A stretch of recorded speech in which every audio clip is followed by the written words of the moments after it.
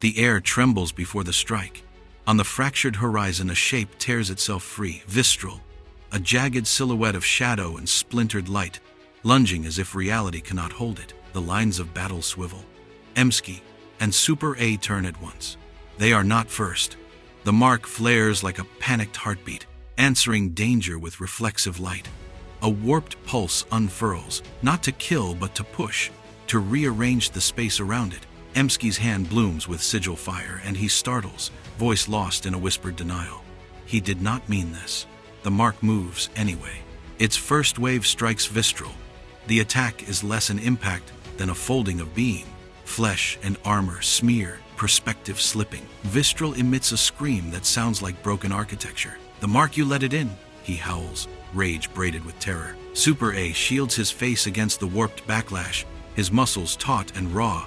He shouts for restraint, but his command trembles with something else. Dread. He cannot predict this pattern. The field they thought contained is cracking under a strange logic. Emsky staggers, clutching at his glowing palm, as if to wrench the sigil free.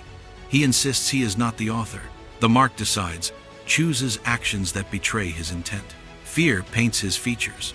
Awe shadows his hands. The tool has become an actor.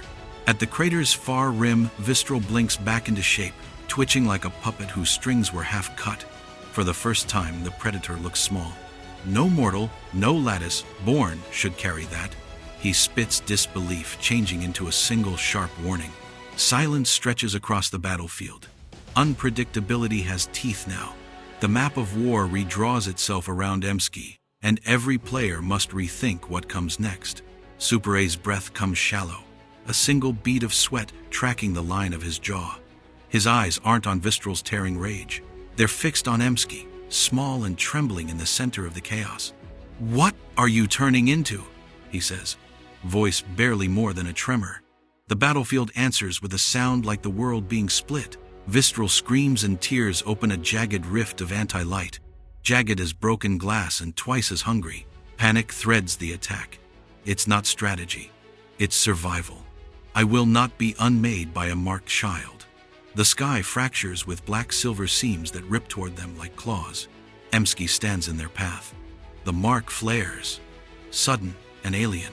Air folds, not into the careful lattice Super A knows, but into impossible geometry. A thin shell with edges that refuse to belong to Euclid. "No, no, don't answer it," Emsky whispers into the mouth of the storm. The strike hits the shell with a sound that shudders through bone and stone. For a heartbeat, the shell takes the blow, does not crack. Then it does something stranger. It unseats the attack, bending its violence upward into a twisting pillar of inverted light that climbs like a wound toward the sky. Super A is flung back, cape snapping like a struck banner. Dirt and ember rain across his vision. He scrapes himself up on shaking arms, every muscle wired with instinct and fear. Emsky is standing, untouched. The mark in his chest pulses slow and terrible, like a second heart. Super A's voice comes out raw. This isn't a power-up, it's a takeover. The realization lands heavier than any blow. Visceral escalated to survive. The true danger has shifted, and the world tilts towards something older and stranger than either of them. The ground fractures as Visceral scrambles backward, not with grace but pure panic. Its outline glitches, phasing like broken glass, each step a terrified shiver. It screams, a raw animal noise. "No, no, no, you are not meant to bear it." The sound hangs in the air. A sigil blooms on Emsky's palm, alive and unwilling. Close on the mark, the lines ripple and rearrange, like an organism trying to speak. Every tremor of Visceral makes it flare. Every heartbeat echoes through its light. Footfalls, thump thump, a heart not Emsky's, but the mark's responding to fear. Between them, Super A steps, hands raised in uncertain protection. He doesn't know who he shields. "Emsky," he says, voice tight. "You need to shut it down. Suppress it, do something." Sweat beads at the temple. Time narrows. Emsky claws at his glowing hand, forcing, pleading. He grits his teeth. "It's not listening to me. I don't think it ever was." The mark burns brighter against his skin, indifferent. Visceral snarls, pressing claws into the cracked earth. It channels an anti-light, a desperate blade aimed at the sigil not to end a life, but to excise an alien infection. I will carve it out of you before it finds its voice, it vows. The attack surges, a wedge of darkness folding through space. But the sigil moves on instinct. A silent shockwave lashes outward, invisible and absolute, slamming into Vistral. Reality warps like wet glass. Vistral is pinned, the land bending to the mark's refusal to be removed. For a beat, nothing moves but the light. The mark will not permit escape. Around them the sky ripples. Ancient sigils flicker in distant stones, as voices in the light whisper possibilities neither Emsky nor Vistral can yet understand. Only the mark obeys now. Everything goes still. Emsky freezes mid-breath, the world folding away from the small circle of his face. Color drains from his cheeks. His eyes widen like glass. His mouth parts not to call out, but to listen to something nobody else can hear. He whispers, voice small and trembling. Hello? The sound doesn't belong to the cave. It grows in the space between thought and air, a thin, fractured sigil spinning in blackness beyond sight. The panel of reality rips open to reveal a shifting void, an old darkness that smells of iron and old sea. From that dark comes a voice, layered and patient, like cold water slipping under ice. It says, in a tone both casual and ancient, "Bearer, you have been opened." The words slip into Emsky's mind and he staggers, hands clawing at his temples. He hears them without ears and flinches as if struck. Super A lunges, urgent, eyes wide with command. Emsky gasps. It's speaking, it's inside my thoughts. Don't listen, fight it. Super A snaps, voice brittle with fear and authority. Below them, Vistral is pinned by something invisible. His body twists, not from pain but from recognition. He screams, a raw sound that carries old names and sea wind. It awakens the sea of unnames. No mortal should carry that voice. Emsky drops his gaze to his marked hand. The sigil there breathes like a trapped thing, pulsing with patient rhythm. In that pulse, the voice narrows, intimate and inevitable. You are claimed. It says simply, a verdict folded into the cadence of a distant tide. Silence presses back. The world waits. Emsky's breath is a held coin between two hands. Every heartbeat answers to a drum he cannot name. Outside, unseen currents shift, listening for the claim. Night leans closer, patient always. Emsky stands rigid, chest shallow, like a puppet with cut strings. A glowing sigil bleeds along his wrist and palm, a fresh brand from firelight. Super A grips his shoulders, shaking with urgent, steady force. Super A. Emsky, look at me. Don't go quiet, don't let it pull you in. Emsky's pupils flicker in the sigil's sick color. In the wet mirror of his iris, a fractal silhouette unfurls, impossible geometry moving like a thing breathing underwater. Emsky. It's showing me things, places that shouldn't exist. His voice is distant, hollow, as if answering from beneath waves. Super A's face cracks anger and fear braided with loyalty.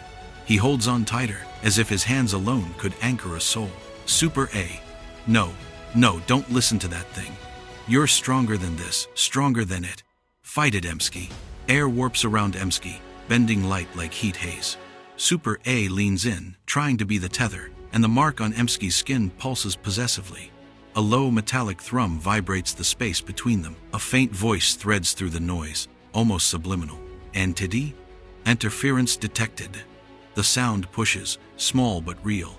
Super A stumbles back as an invisible boundary imperceptibly expands. Desperation steals his control. He shouts from the bottom of his chest. Super A. Emsky, you can fight this. You fought the lattice storms, you can fight this too. Emsky's hand trembles, fingers stretching toward him. The mark flares, and the hand twitches away, as if remembering another master. He whispers, a shard of pleading.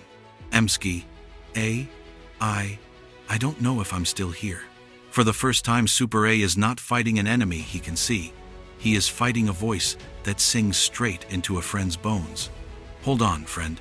A smear of night and light rends the air geometry, bleeding into nothing. In that impossible tear, a silhouette stands, defiant, trembling, a lone figure shielding another. The mark on the other's wrist, flares like a single opening eye. A voice, layered and cold, unfolds around them like frost. Entity, soft, unnerving. You obstruct the claiming. The sound isn't fury. It is a notice. The world around them shifts, as if the rules themselves are being reconsidered. The protector braces against a pressure that isn't wind cape and hair snatched backward. Gravity rethinking its loyalties. He plants his boots into cracked stone, teeth clenched. Super. A straining. You don't get to take him. I don't care what you are. Words become a tether. The marked one stumbles, face knitting with pain. The sigil on his hand flares hotter, fractal veins rippling up his forearm like ink finding a map. He chokes, breath stuttering. Emsky terrified. It's pushing through me. The voice threads into his thought, clinical and almost curious. Entity, whispered, overlapping. The host weakens under emotional interference. Behind the boy, a shape begins to form, not flesh, but an air-bent silhouette. A figure suggested by distortions and reflective void. It leans, head tilting toward the protector, studying him the way a scholar studies a specimen. There is no rage in its posture, only a cool, clinical intrigue.